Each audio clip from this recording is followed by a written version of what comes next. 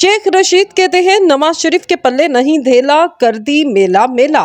साबिक वज़ीर दाखिला शेख रशीद अहमद का कहना है कि मसाइल हल नहीं हो रहे, लिहाजा इदारे तमाम लोगों को एक जगह बिठाएं।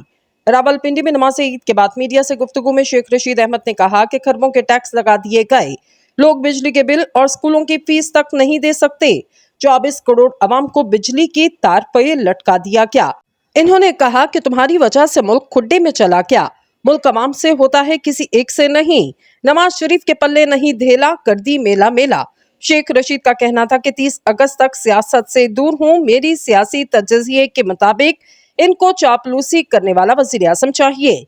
मुज़ाकरात का वक्त चला गया, मसाइल हल नहीं हो रहे, इदारे तमाम लोगों को एक जगह बिठाएं। इन्होंने मजीद कहा कि शहबाज शरीफ ने सनतकारों को सहूलत दी, 25 अरब सऊदी अरब से आ रहे, चीन ने मुझे कहा कि सब खल्लास।